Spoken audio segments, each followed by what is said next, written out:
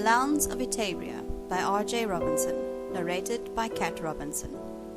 Summary.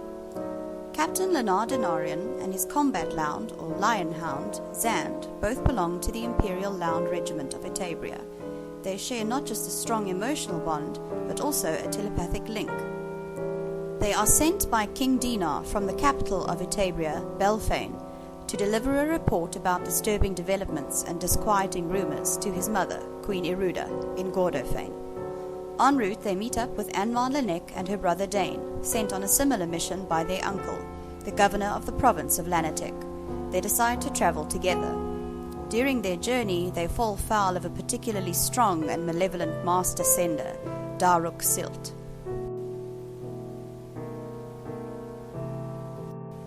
On reaching Gordofane and Queen Eruda, it becomes clear, particularly from reports of attacks in the bamboo forests, during one of which a dead Lhound wearing a strange collar is left behind, and on the crystal mine, Baggnor One, that the situation is approaching crisis point.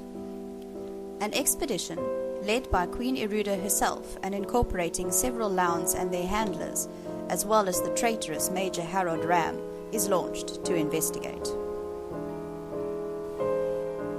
Lion hounds were created during a questionable breeding experiment by the previous ruling house of Etabria, in which the large, long-haired and fleet-footed Etabrian hunting hounds were crossed with Dale lions. When it was decided after some years that the resultant animals were too dangerous and were to be exterminated, most escaped into the North Baggnor Mountains, where they settled and thrived.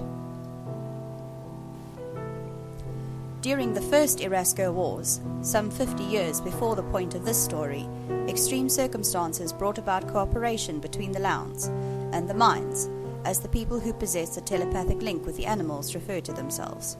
Ords, ordinary non-telepathic people, are generally terrified of the Lhounds. The Lhounds of Etabria by R.J. Robinson. Chapter 1. While the storm howled its fury outside, Lenard covered Shadow with a thickly padded horse blanket and made sure that she was well supplied with fodder and water. As he leant against the exhausted mare's side and stroked the satiny hide over the iron-hard neck muscles, he steeled himself to leave the shelter of the snug stables and face the bitter night. Outside, the sleety gale was a live, palpable, wholly inimical entity as he battled his way across the inn's courtyard, booted feet slipping on the rain-slick cobbles. By the time he reached the heavy door, his hood had been blown backwards, and his hand on Xand's lead was so numb with cold that he had to check visually that the Lhound was still behind him. When he pushed down the heavy door handle, it slipped from his grasp so that the door flew open with a crash. Pulling the massive animal in behind him, Lenard slammed the door and leant against it for a few spent moments, dropping his heavy pack on the floor with a long, sighing groan. The sudden silence of the fire-warmed lobby and the absence of the searing, ice-filled blast provided a blissful respite. Next to him, Xand also gave a growling grunt of relief, then shook himself vigorously. But Lenard's mission weighed on him too heavily to allow him to take his ease for long. After a few moments, he straightened up and pulled the kerchief from around his neck. As he wiped his streaming face and hair, Xand mind-spoke in his weary brain. "Better put on my muzzle before we go in, or we'll have a stampede for the exit, like last time." As Lenard looked down into the golden eyes, he could swear there was a wicked glint of amusement in their gleaming depths. Lenard nodded and took the collapsible muzzle from his pack. As he fastened the mailed contraption over the big head, he marveled at the speed with which the Lhound's coat shed water. The silken hair was almost dry against his fingers. "That was because you deliberately threw disturbing images all over the room," he mind-spoke reprovingly. Even though Ords could not communicate telepathically with the Lhounds, Xand was such a powerful sender that he could evoke a strong sense of disquiet, indeed actual fear, in ordinary people if he chose to. Now he telequipped mockingly, "As if I couldn't rip them to shreds even with my muzzle on, if I wanted to." There was a faint grating sound as the 3-inch-long retractable claws briefly gouged marks in the wooden floor, before being invisibly sheathed in the massive paws again. The sound was accompanied by a horrific tearing, ripping, snarling image in Lenard's mind. He gripped the heavy mane on both sides of the powerful neck and looked a half-stern, half-pleading admonishment into the fierce eyes. "Behave, you evil beast," he mind-begged, with a swiftly sent image of a purring pussycat sleeping in front of the fire. Xand lowered his head and achieved as innocuous a look as it is possible for a lethally dangerous, well over 4 foot high, almost 400-pound lion hound to assume. Lenard laughed and shook his head. He took off his dripping cloak and hung it with other similar garments, on hooks provided in the lobby for the purpose. With fingers still clumsy from the cold, he smoothed back his thick blonde hair and refastened it in the nape of his neck with a regulation clip. Then he gripped Xand's lead and opened the door into the common room. The warm, noisy room stilled progressively as they walked in. For most people there, it was probably the first time that they had ever seen one of the fabled lion hounds and its handler in the flesh. The man would have been impressive enough on his own, without the sleekly menacing form of the half-lion, half-hound next to him. At nearly 6.5 feet tall, Lenard was an arresting figure in the dark red Royal Guard uniform, consisting of a tailored tunic, snug-fitting breeches, and well-made boots. The gold trim and Imperial Lhound Regiment insignia on his tunic and stun sword scabbard glinted in the mellow glow of the oil lamps and the flickering light of the log fires in the massive fireplaces at both ends of the long room. The lean, chiseled face was striking, despite the aura of fatigue that clung to it. The Lhound raked the room with a deceptively casual glance, but Lenard knew that he would have registered every detail in that one unhurried sweep. "No threat," he sent briefly before the glowing space in Lenard's mind that Xand usually occupied went dark as the Lhound shut down the telepathic link between them. Before they had progressed more than halfway down the room, a heavy-set man bustled over. "We don't allow animals," he started officiously, before falling silent, as Xand raised inscrutable eyes to his face. "I am sorry," Lenard answered in a quietly resonant voice that was clearly audible throughout the, by now, completely silent room. "But outside barracks, a handler is never parted from his lion hound. Xand will be no trouble if he's allowed to lie quietly next to the fire." A large space miraculously cleared itself next to the fire even as he spoke. Lenard bent and unclipped the lead, and Xand padded his lithe and soundless way across to the fire and settled himself with a deep sigh on the warm flagstones. The huge head sank onto the paws, and the golden eyes closed in sleepy relaxation. An image of roast fowl flickered briefly in Lenard's mind, as he sent back, "Later, but soon." He knew that even this brief exchange would have marginally raised the level of unease in the room. Resolutely, he turned away from the fire and walked to the middle of the room, where a large number of people were seated at a long table. As he sat down in a vacant seat at the end of the table, the frozen silence in the room eased, and the buzz of conversation tentatively resumed as people relaxed and started eating again. The innkeeper was still hovering, so Lenard asked if he could have some mulled ale and whatever food was on offer. He was told that there was mutton stew and 2 kinds of roast meat, venison and terragoose. He ordered the stew for himself, and then caused a momentary hush in the conversation in his immediate vicinity by asking for a large roast goose for the Lhound. "Oh, and a basin of water for him as well," he added. "Good, Lenard," purred briefly in his mind as Xand, ostensibly asleep at the fire, picked up the exchange. The innkeeper brought him the ale and then hurried off to get the rest of the meal, while Lenard gratefully sipped the warming brew. His closest neighbours at the table were a frail-looking elderly man and a lean, taciturn woman, who soon fixed piercing dark eyes on him. They introduced themselves as Declan and his daughter Mara. They were both weavers of Rickle silk. "I've never seen a fully grown lion hound before," Mara said. "I presume it is fully grown, she then added. Oh, yes, Lenard replied. Xand is almost 12 years old, which in human terms would make him about 30. Quite young still, but certainly fully mature. They can live to well over 30 years, unless they choose to die earlier. The woman looked at him in some astonishment. Choose to die? Mara asked. The somewhat harsh voice held a hint of disbelief. Yes, Lenard continued evenly.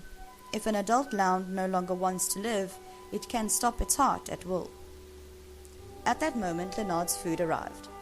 The goose for your, dog will take a bit longer, the innkeeper said apologetically. Lenard nodded and requested that a room be prepared for him and Xand for the night. Then he started eating ravenously. Poor, hungry Xand floated briefly into his mind, but he resolutely ignored the sending and continued with his meal. Lenard didn't even glance up until the worst of his hunger had been satisfied. When he did look up, it was to find that several pairs of eyes were fixed on him. A man further down the table spoke. You looked as if you needed that. Lenard nodded. Yes, we've been travelling for more than 2 weeks, and as you know, the Dimnor forest and the wilder lands are almost completely uninhabited. No hospitable inns there. It's even worse coming through the Baggnor mountains. He took another mouthful of the savoury stew, then washed it down with a big gulp of the ale. We've had to make do with what little supplies we could carry, and what Xand could hunt, and that has not been much. The whole area is fairly desolate. The wildlife seems to have been virtually decimated in the foothills. I can tell you that we were very pleased to cross the upper Brown River and set foot on North Kingdom soil and see the towers of Rickle in the distance. There was a moment's silence before the same man spoke again. You must be in a desperate hurry to risk coming through the Wilderlands. If even half the stories one hears are true, you are lucky to make it through alive. Everybody always avoids them and uses the Great Royal Road for safety's sake, even if it is much farther. Now even more eyes were fixed on Lenard. Xand is a good protector, he said lightly. He did not mention that his horse also possessed special skills. Combat-trained horses were in such demand that they could be sold for many thousands of rals. He did not want to tempt anyone into a bit of horse stealing, not least because the thief would almost certainly be killed in the attempt. A new voice, low-pitched but very clear, now entered the conversation. I do not know a great deal about these animals. Where do they come from? When Lenard looked up, he saw that the speaker was a young woman seated about halfway down the table. He was surprised that he had not noticed her before, as she was strikingly beautiful in an austere way. Dark red-brown hair was loosely pulled back from a pale, sculpted face and fell in a thick, glossy plait over one shoulder. Big, smoky grey eyes, shadowed by long and thick dark lashes, met his own steadily. Above them, strongly curved dark eyebrows emphasized the height of her forehead. Holding her gaze with his own, Lenard began the tale he had often told before. Lhounds were originally deliberately engineered, if one can put it like that. The project was commissioned by the previous ruling house about 20 years or so before they were voted out of power for other and more questionable practices, as some of you may remember from your history lessons.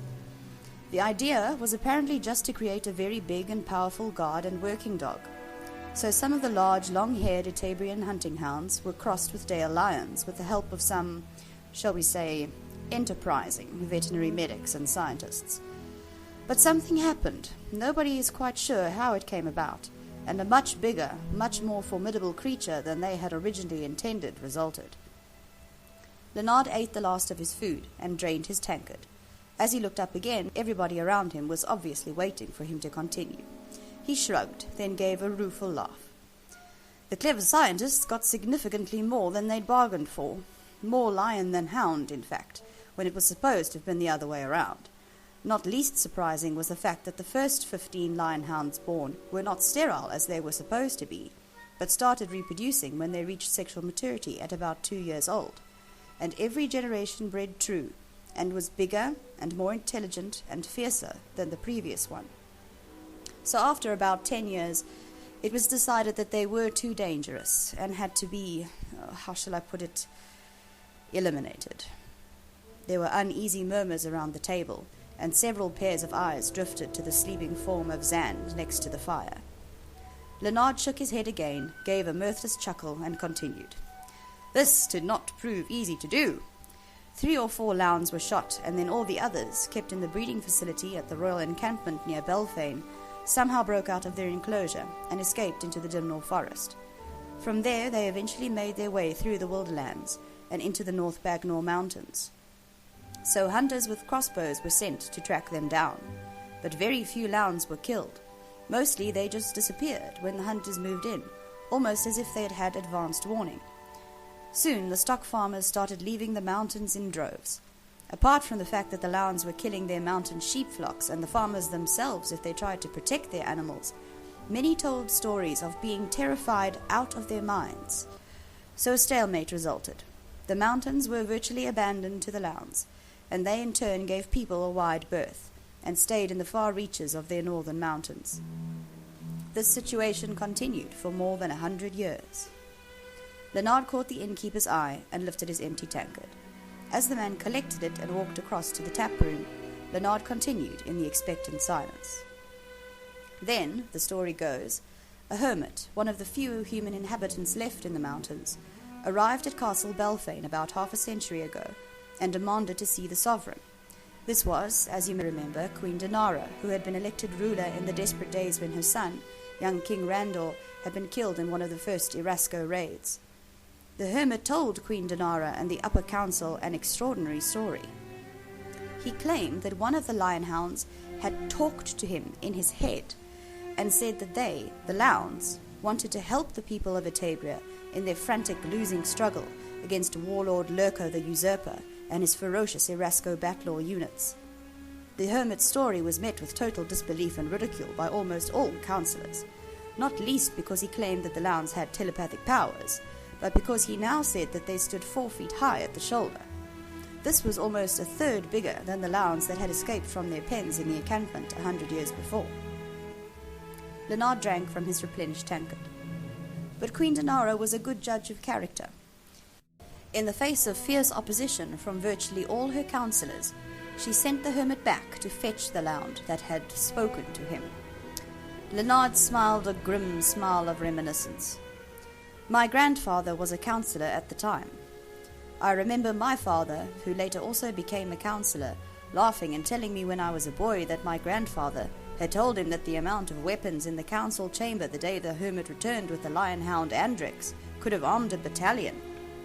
Even so, a suspiciously large number of councillors were indisposed that day and could not attend the meeting. Many things became clear on that historic day. The first was that few people were telepathically receptive to the Lhound. Only 3 of the more than 20 councillors present could hear the Lhound. My grandfather was fortunately one of them. Even more fortunately, Queen Denar could also receive Andrex's thoughts. To the end of his life, my grandfather maintained that the sense of reassurance that the Lhound sent was truly extraordinary. He said that it was as if a warm, comforting light just went on in his mind, assuring him that there was no danger. According to him, the 3 receptive councillors left their seats like one person and went to the hermit and the Lhound, who were by that time standing in front of the Queen. The Lhound was gazing intently into her eyes. She also seemed totally focused on the large animal and completely absorbed in their telepathic exchange. It must have been an incredible sight, the huge, tawny, dangerous animal with the 5 unafraid humans around it, and the rest of the room just about quaking with fear. At this moment, 2 kitchen attendants came up to the table. One carried a bowl of water, while the other bore a large platter with an enormous roasted terra goose on it. Lenard got up and took the platter from the man, whose unease was clearly perceptible. Next to him, the other attendant, a young girl, looked perfectly unfazed. Ah, Lenard wondered, another rare Lhound telepath. As they carried the food and water across to Xand, Lenard remarked casually to the room at large, "I'll have to take his muzzle off so that he can feed, but I assure you that he won't harm anybody who doesn't threaten him or me." As he went down on one knee next to the huge recumbent form and unbuckled the muzzle, Xand sent a deliberately foolish and rapturous image of "Happy Xand, puppy, jumping for joy!" into his mind. As she put down the bowl of water, The young girl laughed out loud and then actually reached out a fearless hand to stroke the top of Xand's head. Lenard realized that the Lhound had included her in the sending and smiled into her laughing eyes. "May I stay here with him?" she pleaded impetuously. Lenard shook his head. "No, let him feed first. But he loves to be brushed after he's eaten, if you would like to help with that." She nodded vigorously, then set off for the kitchen with a longing look backwards. "You will call me as soon as he's finished, won't you?" she implored. Xand sent an exuberant, "Never fear, I'll call you myself." And she went off laughing. As he returned to the table, Lenard became aware that the room was virtually silent, except for the crunching sounds of Xand, still prone, devouring his meal. Virtually every eye was riveted on the feeding Lhound, then swiveled to Lenard as he seated himself again. "Why wasn't that girl frightened?" the old man to his left queried. Lenard met the speaker's eyes. "She also seems to be a Lhound telepath," he explained gently. She could hear Xand and understood that he meant her no harm. Lenard knew that this inadequate statement went nowhere near to explaining the extraordinary effective attraction that the Lhound's mind had on minds, as the people who possessed the telepathic link with the animals refer to themselves. It really was as if a warm, comforting glow suffused one's mind and engaged one's emotions. He was not surprised by the girl's reaction to Xand, nor by her desire to spend time with the creature. "So what happened then? What did Queen Denar do then?" The question, from the far end of the table, interrupted Lenard's thoughts. Before he could answer, another voice spoke up. It was the woman Mara across the table from Lenard. She had been silent since her initial questions. Now she said abruptly, "Surely everybody knows what happened then. The Lhounds were co-opted into the armed forces, and Lurko was defeated."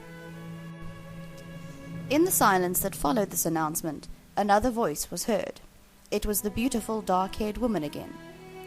"And that is what happened?" she asked in her low, mellow contralto. Lenard nodded.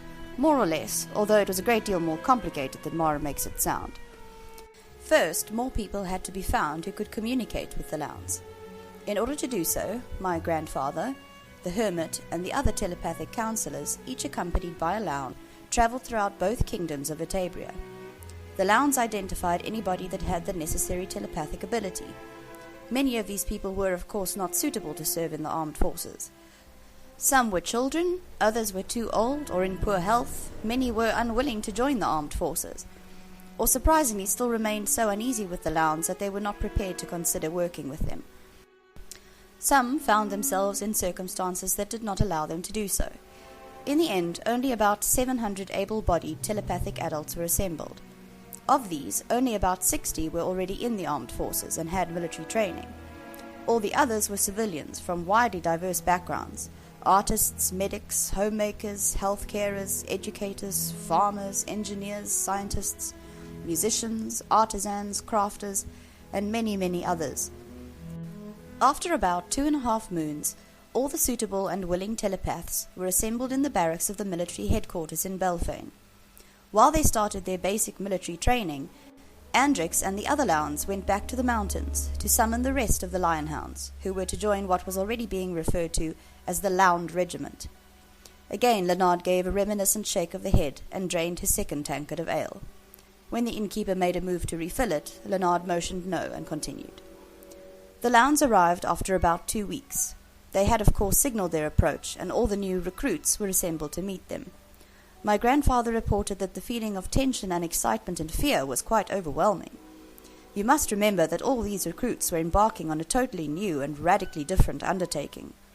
Lhounds had so far been, to virtually all the people there, a half-mythical source of fear and danger. Their exposure to the Lhounds who had identified their telepathic abilities had been very brief, and they had had moons to listen to everybody's horror stories about the Lhounds, their treacherous nature, their bloodlust, their ferocity. So they all gathered outside on the steps of the barracks and watched the approach of the Lhounds. My grandfather reportedly claimed that it was absolutely incredible and utterly terrifying to see them. Over 800 of these golden brown and deadly creatures, padding almost soundlessly over the bare expanse of the parade ground and coming to a stop just below the steps. And then, even more incredibly, people just started walking down the steps and moving in amongst the Lhounds towards specific animals. Afterwards, all of them told almost exactly the same story. It was as if a particular animal had called to each of them, and when they reached it, they were simply no longer afraid, just overjoyed to see their Lhound. Some very strong telepaths had more than one Lhound that bonded with them. My grandfather, for instance, had both Andrix and his mate Ronix at his side. This ushered in an amazing part of Etabrian history. For the first time ever, people and Lhounds were working together. The Lhound Regiment very soon became the core of the armed forces. When the next Erasco raid happened, soon after the Lhounds had been incorporated, for the very first time in that extremely bloody war, the Etabrian forces were victorious, and the invaders were driven back with heavy losses on both sides. The Lhounds were absolutely deadly in battle. Not only were they lethal at close quarters, but they also banded together in groups to terrify the enemy with frightening telepathic emanations. They were also extremely resistant to injury. Wounds that were fatal to humans they ignored and simply carried on fighting. If they were so badly injured that death was imminent, they broadcast a call for help for their handlers to be looked after by other Lhounds, before willing their own hearts to stop, so that they would not be captured or become a liability. Lenard fell silent for a few thoughtful minutes, amid low, somewhat awed murmurs around him. After a while, he went on. My grandfather said that both humans and Lhounds learned a great deal from this initial joint engagement. So when Lurko the Usurper launched a full-out invasion 3 moons later, it was like Mara said. He was killed and his forces almost completely destroyed. A few remnants escaped back into the vastnesses of the Etabrian desert. A great deal of the credit for this victory belonged to the Lhound Regiment, so it has remained part of the armed forces ever since. We usually have about 500 Lhounds serving in it. It is now called the Imperial Lhound Regiment, and competition to get into it is very strong. Lenard leaned back in his chair and stretched weary legs under the table. A strong-looking young man, seated next to the beautiful woman who had spoken before, now drew Lenard's attention. He leaned forward and said with ill-concealed eagerness, "So how do you get into the regiment?" Lenard hesitated briefly, before answering straightforwardly. A few criteria apply. First of all, you obviously have to be a telepath, and you have to be acceptable to one of the combat Lhounds if you want to become a handler. You cannot force a Lhound to work with you if it doesn't accept you as its handler. You also have to be in excellent health to even be considered for handler training. Even the grooms and medics who look after the animals in barracks have to be telepathic. Ordinary non-telepathic people are generally simply too frightened of the Lhounds to work with them. Lenard didn't add that many of the Lhounds were impatient with and slightly contemptuous of people who could not communicate with them. They were not above frightening people deliberately if they were irritated with them. The young man's forehead was now creased in a frown. "So how do you find out whether you have any chance of being accepted into the Lhound Regiment?" Lenard looked at him for a while, then said hesitantly, "Xand could see if you have telepathic potential, but you might find it rather frightening if you don't, and I must tell you that the chances of you being telepathic are slim." He held the man's eyes questioningly. The man returned his look determinedly, before nodding with great emphasis. "Yes, I want to try," he said decisively. Subliminally, Lenard was aware that the woman next to the eager young man had gone very still. "If you are quite sure," he prompted him again, still hesitant. Again the young man nodded and said a resolute yes. Lenard looked at the table as a whole and said evenly, "I am going to call Xand over. I assure you there is no danger, but if any of you are uneasy, I suggest you move to the tables over there," and he gestured to the other end of the room. A few people got up rather hurriedly, but most stayed in their places. He now noticed that the young man was holding the hand of the woman next to him in a white-knuckled grip. Lenard took a slow breath before turning around and looking at Xand, who had demolished his goose and was now contentedly cleaning his face and paws with a languid pink tongue. "Xand, come," he mind-called gently. The relaxed animal lifted his head and blinked slumberously gleaming eyes at Lenard, then rose to his feet in a lazy, effortless movement and made his silent way unhurriedly to the table. As he stopped next to Lenard, the massive head was almost on a level with the seated man's. Lenard curved his forearm up under the wide throat and over Xand's neck and pulled the beast against him. "Scan him," he said, and looked at the young man who was staring with wide, fixed eyes at the lion hound. Gently, he added as he noticed the man's petrified gaze. As the Lhound's glowing eyes settled on him, the man blanched visibly, and then, less visibly, relaxed back into his chair and let go of the woman's hand. Yes, quite a bit, Xand replied in answer to Lenard's mind query. Not very strong at this stage, though.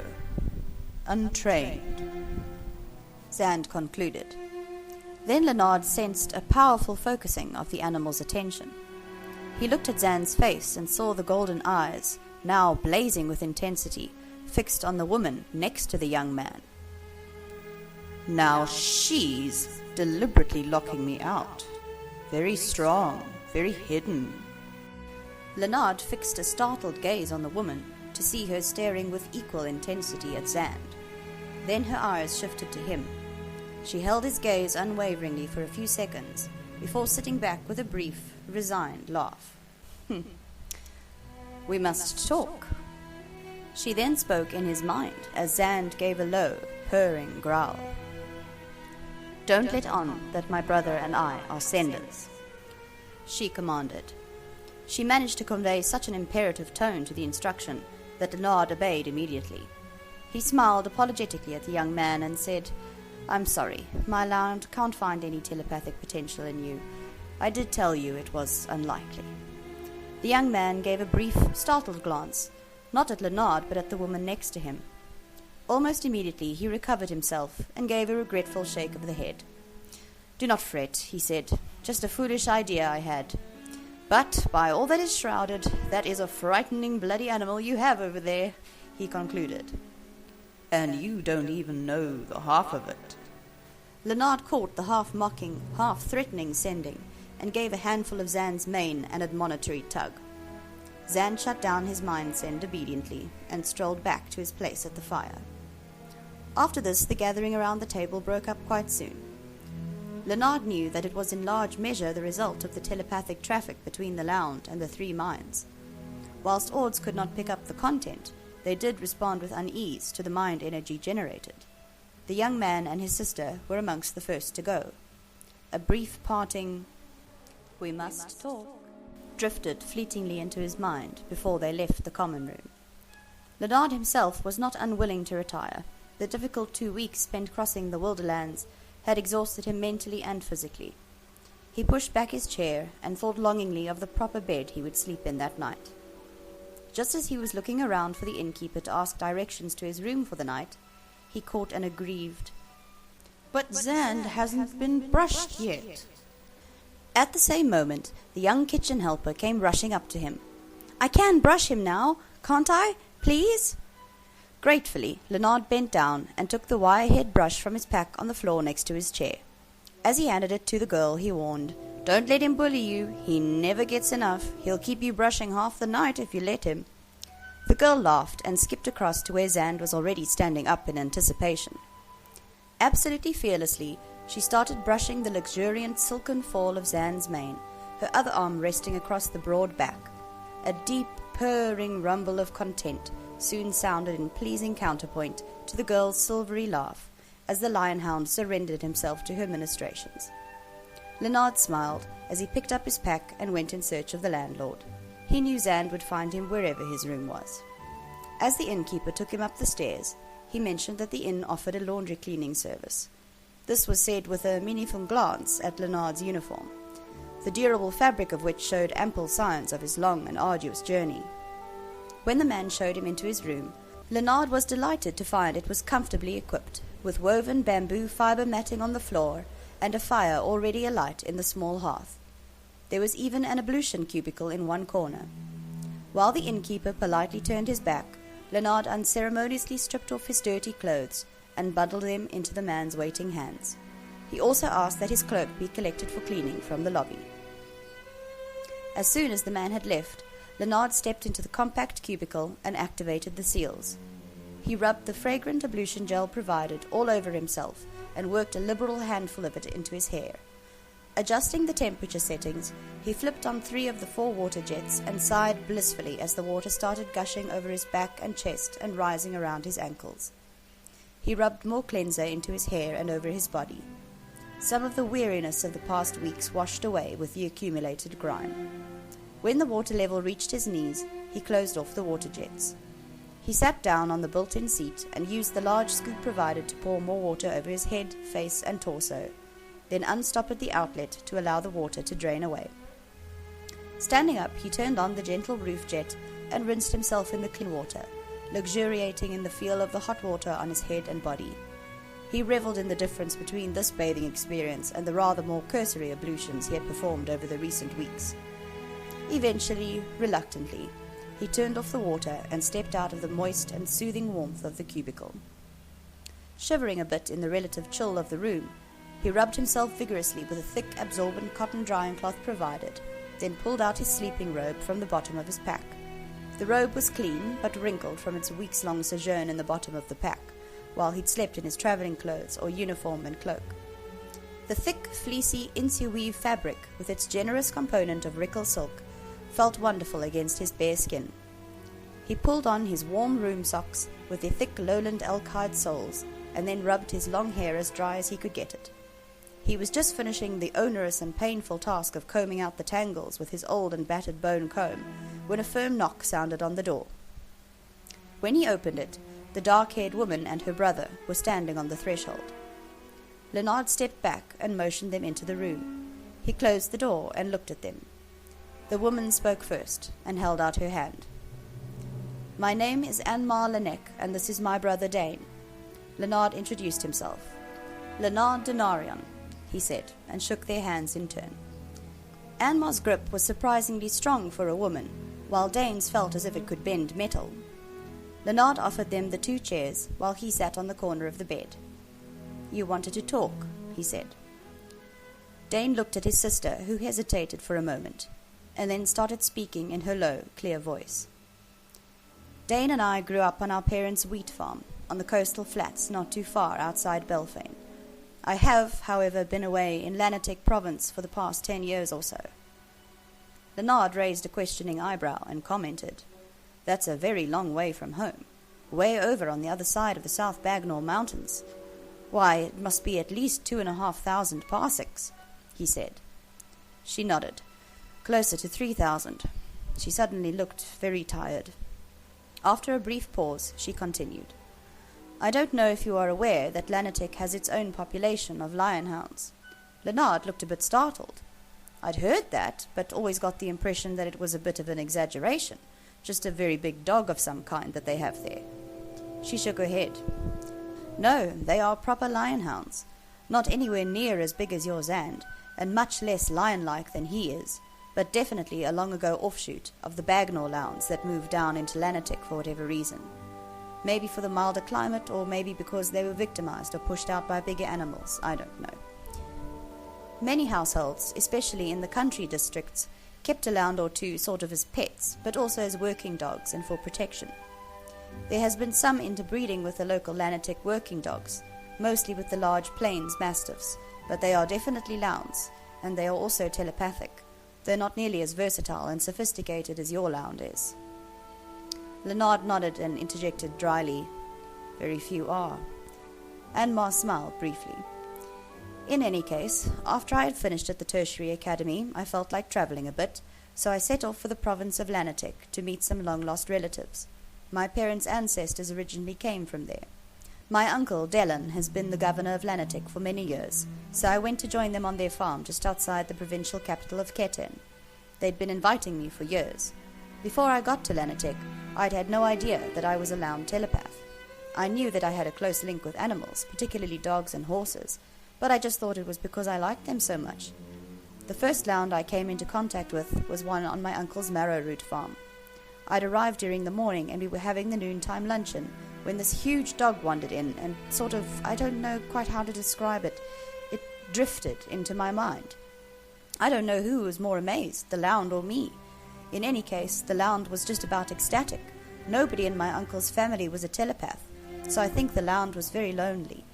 Within the space of a single day, Maud had attached herself to me. She slept next to my bed, or on it, if I let her, went everywhere with me. In fact, nearly drove me crazy, because she just wouldn't stop sending. That's how I learned to lock my mind. Occasionally, I just had to have a few minutes of peace. Lenard smiled in heartfelt sympathy. I know what you mean. When Xand was a juvenile, he nearly drove me berserk. Wouldn't shut down for a moment. In any case, Anmar continued, to cut a long story short, a loud breeder in the area heard about me and offered me employment. As they are such dangerous animals, Lhounds obviously have to be trained before they can be sold to their owners. The telepath population in Lannetek is low, so the Lhounds are taught to understand a word and sign language so that their owners can communicate commands and instructions to them. A sender can train them in a fraction of the time that a non-sender can. Marda refused to stay on the farm without me. She was adamant that she would stop her heart if I left without her, so my uncle gave her to me. She turned out to be a great asset. We trained the young Lhounds together. She was a very strict disciplinarian and controlled those boisterous juveniles much better than I could. Anmar's eyes were suddenly very bright. Dane reached across and briefly gripped his sister's hand. What happened to her? Lenard asked gently. She died. 2 years ago, she was captured with about 20 juveniles during a night training exercise when I was not with them, because I was sick with a very bad bout of feverish influenza. I was half asleep, vaguely following the training through my link with her, when she suddenly went dark on me. I was frantic and rushed off to find the owner and some of the other trainers. When we reached the area where the young Lhounds had been training, there was no sign of them. The 2 trainers who were with them were lying dead on the ground. They had been stabbed to death. I kept trying to reach Marda, but she stayed dark. About 10 hours later, she reached me, very, very faintly. I could sense that she was feeling very sick, possibly as a result of being drugged. She managed to send me a vague image of some sort of enclosed space, with lots of juveniles crammed into it. Most also looked sick, but a few were feeding. Many of them were not our Lhounds. Then Marda must have tried to escape, and she was almost certainly fatally injured. So then she was just completely gone from my mind. She must have died. Anmar's voice was harsh and ragged with pain and anger. When Lenard spoke, his voice was low and filled with sympathy. I am truly, truly sorry. Whenever he thought of Xand dying, he immediately banished the thought because it filled him with such dread. In any case, Anmar continued with rigorous control. We never found them. I tried to reach the juveniles but couldn't get through. Something was blocking me. Probably they were just too far away or something. We soon found out that ours hadn't been the only thefts. All in all, more than 200 young Lhounds, who had been on night training exercises because the full moon made it easier for the trainers, had been stolen during the night. Because of my exceptionally strong link with Marda, I was the only one who knew about it early. All the other losses were only discovered the next day. Only one of the other trainers had been a telepath. He disappeared along with the Lhounds they'd been training. The other trainers, 7 in all, were all found stabbed to death. Something that looked like wheel marks were found in one place. Nothing similar was visible in any of the other locations, which wasn't surprising as it was the second dry season of the year, and the ground was dry and rock hard. Anmar stopped speaking.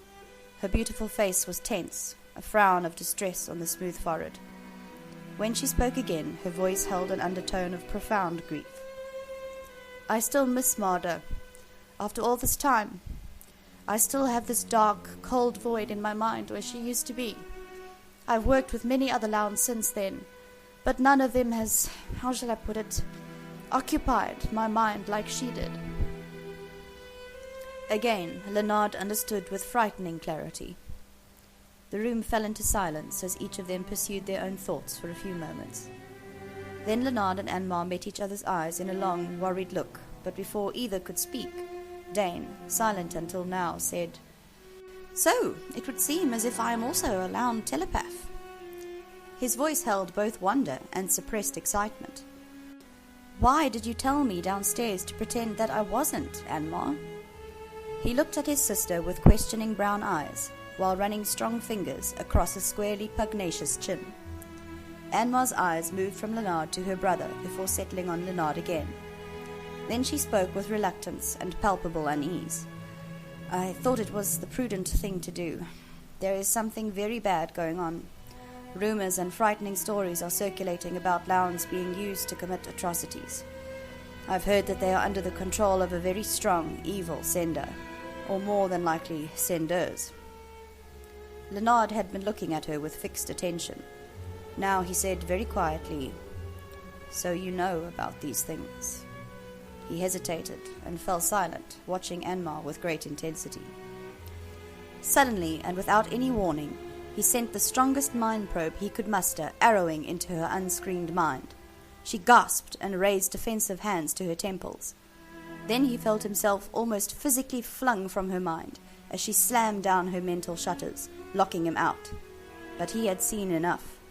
There was no subterfuge or duplicity in her. She was to be trusted. Apologizing both mentally and verbally, he opened his own mind for her to scan in turn. He was surprised at the strength with which she swept into it. After a few seconds, she withdrew.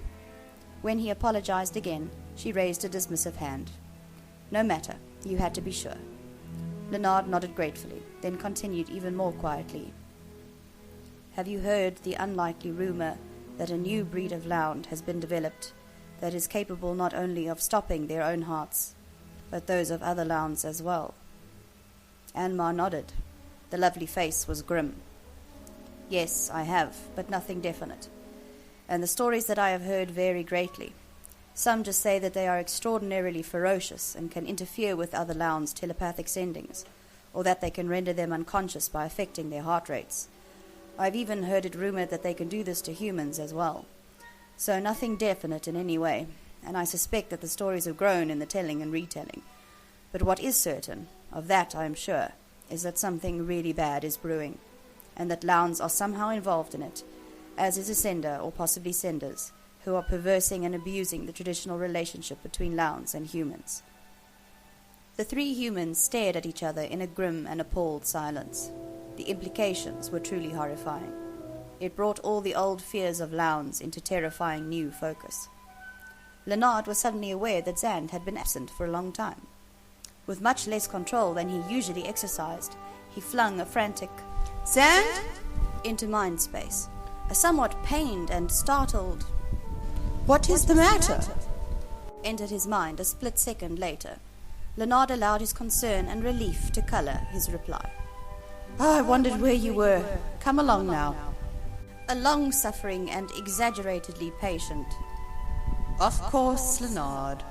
instantly floated into his consciousness. Very shortly afterwards, Lenard sensed Xand outside the door. When he opened it, Xand strolled in, his well-brushed coat gleaming with burnished sleekness. In his usual fashion, the Lhound swept the room with his deceptively mild gaze. Then the golden eyes settled on Lenard with a slight at the presence of Anmar and her brother. At Lenard's gesture, he came and stood next to the man seated on the bed. Lenard put a relieved arm over the broad back and gripped a handful of mane in his usual fashion. "We have an even bigger problem than we realized," he verbalized out of habitual courtesy to visitors. "It seems as if it is true that there are killer Lhounds around," he said. Anmar has also heard the stories about it. The big head swung round to face the woman and her brother. The lazy contentment that had drifted into the room with Xand's entrance evaporated, and mind space crackled with energy as Xand flung an abrupt "Explain!" into all three minds. Anmar looked at Lenard and Xand, then said slowly and rather hesitantly, "Let me ask a question first. You seem to be in a great hurry if you came all the way from Belfane in less than 3 weeks. Where are you going?" "Xand and I are on our way to Gordofane," he answered readily. "King Denar wants me to report these rumours in person to his mother, Queen Eruda, who, because of the vast distances involved, acts as the king's regent in Gordofane. So even though she vacated the throne nearly 10 years ago, she is still a great power in the kingdom. Many think that she is the greatest mind who has ever lived, as well as being a sage of rare wisdom, and an exceptionally powerful sender." Anmar's face brightened, and when she spoke it was with a mixed air of relief and urgency. "Dane and I are also on our way to the Queen. Dane came to visit me several weeks ago, and my uncle got the idea that we should travel together to report all of this to Queen Eruda. He also sent 2 trusted aides to King Denar with similar reports. We've been pushing our horses to the limit every day, and even travelling at night when we could, to get to Gordofane as quickly as we can." The momentary animation left her face, and stress settled like a mask over her features again. Lenard looked at her searchingly. "Do you have any specific information about all this?" he asked, worry creasing his forehead and grim lines deepening around his mouth. At his side, the solid bulk of Xand offered some reassurance. Anmar shook her head. "No, mostly just rumours, as you said. What is a fact, though, is that the Lhound population in Lannetek was almost wiped out. The raids on the breeding farms have stopped now, but some farms had almost all their juveniles stolen over a period of about 6 moons, just spirited away to no one knows where." She stopped talking for a while, then continued hesitantly. "I have also heard stories about Lhounds being seen in the far southern vastnesses, but I find that very hard to believe. Surely those areas are almost completely uninhabitable, sub-zero temperatures virtually all year, and blizzards raging virtually continually, the extreme altitudes, surely nothing is able to survive there. And there have also been some unsubstantiated reports of increasing numbers of heavily laden supply wagons heading south on the roads through Lannetek and the lower bamboo forests." Anmar shook her head whilst speaking, clearly not convinced of the veracity of these unlikely-sounding rumours. While she had been speaking, Lenard was conscious of a fearsome image forming in his mind of blindingly white heights, jagged, frozen peaks, snow-choked valleys, and plunging ice crevices, virtually continuously whipped and scoured by blasts filled with ice crystals so viciously sharp that any exposed skin would be bloodied within minutes. At his side, Xand tensed and gave a growling whimper as he picked up the image. Lenard nodded. "I also heard these rumours, but dismissed them as so unlikely as to not even warrant serious consideration." After a moment's silence, he continued thoughtfully. "But just think about it for a moment. If a way could be found to survive in the vastnesses, it would be the most secure place on the planet for doing something in secret. Nobody ever sets foot there, especially in the higher regions like the upper glacier rim. Even the lower foothills surrounding the higher mountains like the Frostfire Peak are in essence uninhabitable, especially in the proper winter moons. You could hide a veritable army up there, and nobody would be any the wiser for years and years and years." But after a further moment's thought, he shook his head vigorously in dismissal. "No, I don't believe it could be done, though. It would be prohibitively costly to construct even a smallest shelter with climate control up there. Not to mention a way of getting there safely. Transport would be an absolute nightmare. In the higher foothills, where the regiment once did a survival course, we all, Lhounds included, had to wear full body armour with built-in thermal regulators, and we still lost 2 Lhounds and 4 young recruits." Xand shuddered tellingly, and sent an image strongly tinged with aversion of armoured figures floundering clumsily through deep snow, continuously whipped by merciless ice-filled blasts. Anmar and Dane exchanged looks, and then both fixed questioning looks on Lenard and Xand. "So, what now?" Dane asked. Lenard got up and strode briskly to the fireplace. As he piled more logs on the fire, he said decisively, "We get some sleep. Tomorrow, depending on the weather, we continue on our way to Gordofane. I suggest we travel together for added security." Both Anmar and Dane stood up as well. "Good idea," Dane replied, the relief evident in his voice. "Indeed, yes," Anmar confirmed. Her face looked significantly less strained. "But I must warn you," Lenard continued, "I want to cut across the plateaus to save time. Following the Great Royal Road will take far too long. Our journey will be much shorter across the plateaus, but I've heard that the travelling conditions are extremely harsh at this time of year, especially across the upper plateau." Anmar nodded emphatically. "Yes, we were also thinking of doing that. It is surely the way that will get us there soonest, though we are not looking forward to it," she said, a slackening of tension clearly audible in her voice. Lenard knew that this was partly because she and her brother probably felt some security at the thought of no longer travelling alone, but also because Xand was deliberately projecting a feeling of reassurance. As the big animal settled himself on the warm matting next to the fire, he managed to suffuse the room with such a feeling of sleepy relaxation that both Anmar and Dane yawned involuntarily as they left the room. Lenard's own bed beckoned irresistibly as he closed the opaque inner window screen.